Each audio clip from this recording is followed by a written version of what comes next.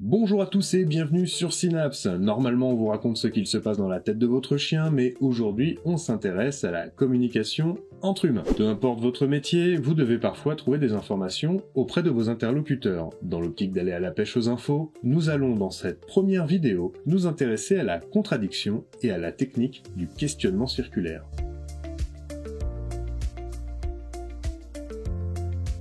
On va partir sur l'idée que les gens qui viennent rencontrer un professionnel le font car ils doivent régler un problème, dont ils ne trouvent pas de solution. Le thérapeute, ou le professionnel qui a pour mission de régler les problèmes, va devoir trouver des informations cruciales pour avancer. Or, pour trouver une info importante, il faut faire émerger la différence. Car oui, l'information se trouve dans la différence. Voyez la séquence qui suit, comme l'information la plus intéressante n'arrive que lorsque les gens ne sont pas d'accord. Donc, vous êtes là, vous venez me voir parce que votre chien a mordu un enfant.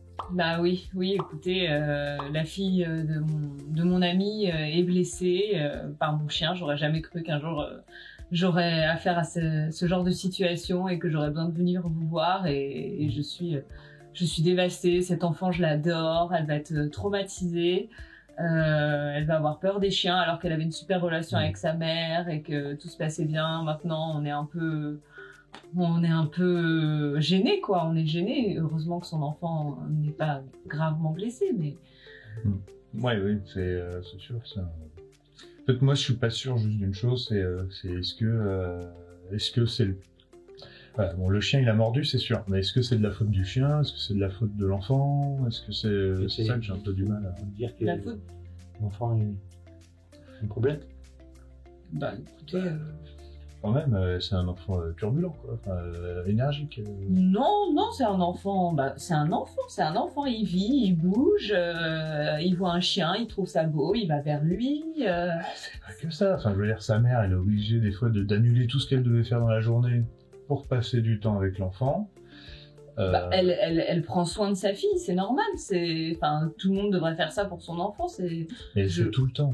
Et voilà la scène qui se dessine. Une information ressort du différend entre monsieur et madame. L'enfant est gentil, mais vous le voyez déjà comme un hyperactif que sa mère est obligée de contrôler en permanence. Ces éléments sont bien entendu à creuser. Cet exemple, simple, illustre ce principe de favoriser la naissance d'informations en favorisant des discours un peu différents. Le travail consiste alors à approfondir ces différences pour faire émerger l'information. Dans la continuité, parlons maintenant de la technique du questionnement circulaire. Le principe est de faire exprimer à une personne ce qu'il se passe dans la tête d'une autre. Imaginons que monsieur et madame soient en consultation et que monsieur fait la tête et refuse de communiquer. Il avance que pour lui, tout va bien, mais il ne participe pas. Dans sa tête, son chien va très bien. Vous pouvez demander à madame qui le connaît bien de décrire ce qu'il se passe dans la tête de monsieur. Cela n'en fait que très peu d'importance, mais monsieur va être amené à corriger et exprimer la vérité. Vous pouvez mettre ceci en place, par exemple en demandant « Qu'en pense votre mari selon vous ?»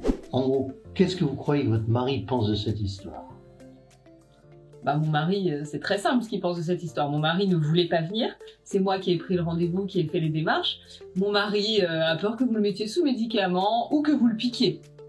Enfin, mais pas du tout. Enfin, je veux dire, j'ai pleinement confiance. C'est toi qui veux pas qu'on donne de médicaments au chien, qui préférait le tuer parce qu'il a mordu un enfant. Le tuer, c'est mon fils, c'est la prunelle de mes yeux. Dans cet exemple, madame dit ce qu'elle croit, que pense son mari. Puis, monsieur exprime immédiatement ce qu'il pense vraiment. Pas forcément, Jamy. Mais pas que. Très vite, il dit ce qu'il croit que pense madame. Ce qui pourrait pousser madame à dire ce qu'elle pense vraiment. Je vous repasse la scène. En gros, qu'est-ce que vous croyez que votre mari pense de cette histoire? Bah, mon mari, c'est très simple ce qu'il pense de cette histoire. Mon mari ne voulait pas venir. C'est moi qui ai pris le rendez-vous.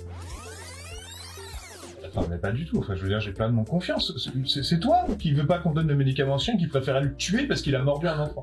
Le tuer, c'est mon fils, c'est la prunelle de mes yeux. Des différentes propositions des protagonistes, vous pourrez trouver des informations qui vous intéressent. Par exemple, que les membres de la famille ne sont même pas sûrs que tout le monde apprécie d'avoir un chien. Ou que pour l'instant on ne peut pas compter sur une unité familiale pour soigner le chien, si le problème vient de lui. En fait, on pourrait déduire beaucoup de choses de cette scène et même prolonger la technique pour obtenir beaucoup d'autres informations. Mais pour l'instant, passons à la suite. Ce questionnement à propos des pensées des autres permet de forcer les individus à donner le fond de leurs pensées. Car ils voudront inévitablement rectifier la la description de leurs affects donnés par les autres personnes. Outre le fait de relancer les sources d'information, dans des situations de conflits familiaux, telles que l'on peut en observer quand le chien est la source du problème au sein du groupe, ce questionnement aide à souligner la responsabilité de chacun. Dans cet ordre d'idées, il ne faut pas hésiter à demander aux différents maîtres ce qu'ils croient que pense le chien, mais aussi ce que monsieur pense des idées de madame à propos du chien, etc., etc. La boucle est complète quand une personne décrit la pensée d'une autre à propos de ses propres pensées. Bon, madame, dites-moi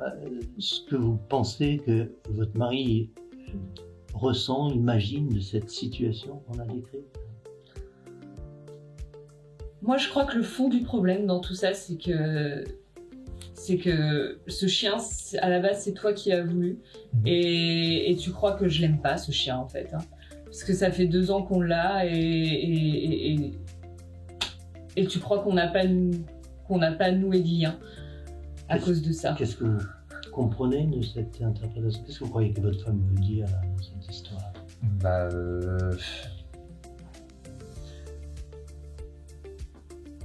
En fait, C'est ça? c'est pas vraiment ça. C'est pas que j'ai l'impression que tu l'aimes pas, c'est que j'ai l'impression que tu penses que moi, je m'en fiche de la situation, que je culpabilise pas, que je prends pas sur moi.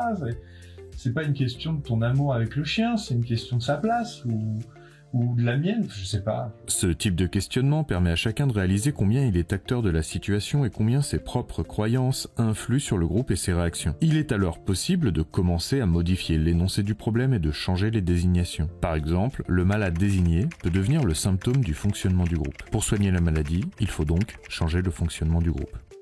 En plus clair, peut-être que sur ce cas, ce n'est pas le chien le problème, mais le fonctionnement du groupe autour. Ça vaut le coup de se poser la question et surtout ça vaut le coup que tout le monde se la pose, avec du recul. Mais là on est dans des notions un peu plus profondes et on y reviendra une autre fois. Ce qu'il faut retenir, c'est que grâce à ce questionnement circulaire, une formulation différente du problème rencontré est instaurée. Cette nouvelle vision d'ensemble peut permettre de faire émerger une nouvelle thérapie. Au cours de ces questionnements, il est fréquent que surviennent des affirmations très surprenantes. Une des autres choses qui aide les gens à se confier, c'est de respecter les temps de silence.